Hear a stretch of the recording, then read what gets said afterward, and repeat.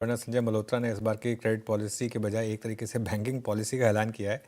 उन्होंने काफ़ी अनाउंसमेंट्स किए हैं बैंकिंग और एनबीएफसी सेक्टर के लिए। काफ़ी फाइन प्रिंट्स हैं। यतिन से जानते हैं। Yatin, good afternoon. Good afternoon. और अगर हम आरबीआई की पॉलिसी को छोड़ के जो फाइन प्रिंट पे बात करें, जहां एक बड़ा इम्पैक्ट आपने देखा है आज बाजार में, खास करके बैंकिंग शेयरों में और कॉन्ग्लोमरेट शेयरों में, तो एक एक करके पॉइंट्स आपके सामने रखता हूं।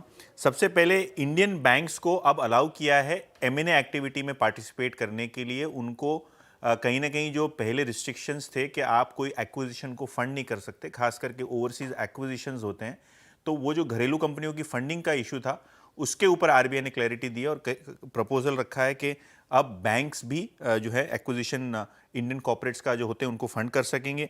आईपीओ फंडिंग को लेके और जो लोन अगेंस्ट शेयर्स हैं उसको लेके फंडिंग लिमिट बढ़ाई गई है। इनफैक्ट जो आईपीओ के लिए 20 लाख की लिमिट थी उसको बढ़ा के 1 करोड़ कर दिया गया है, और जो इंडिविजुअल्स हैं उनको 10 लाख से 25 लाख जो है इन्होंने ओवरऑल लिमिट को बढ़ाया है। इसके अलावा अगर हम बात करें तो जो लार्ज एक्सपोजर्स हैं, लार्ज कॉन्ग्लोमरेट्स को जो बैंक लोन्स देती हैं, अभी जो कैपिंग है उसको कैपिंग को हटा के एक डायनामिक बेसिस पे रिस्क मैनेजमेंट किया जाए, ऐसा आरबीआई का प्रपोजल है।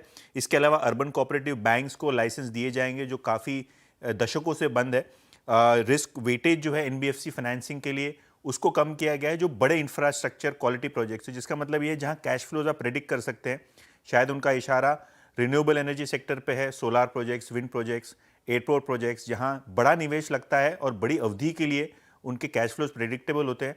ऐसे चीज़ों में जो लोन लिमिट बढ़ाई गई है।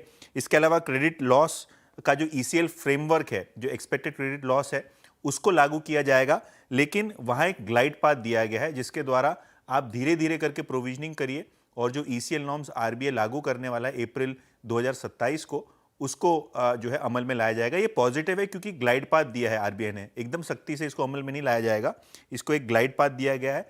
और ऑब्वियसली जो बैंक्स और उनकी एनबीएफसीज के बीच में आर्म्स लेंथ पे पहले ट्रांजैक्शंस होते थे, वो काफ़ी रिस्ट्रिक्टिव पॉलिसी थी आरबीआई की, उसको भी हटा दिया गया है। और शायद इसीलिए आज प्राइवेट बैंक्स, खास करके कोटक बैंक, एचडीएफसी बैंक, जिनकी एनबीएफसीज हैं और दूसरे बिजनेसेस हैं, यहाँ इनको फायदा होता हुआ नजर पड़ेगा। शुक्रिया यतिन।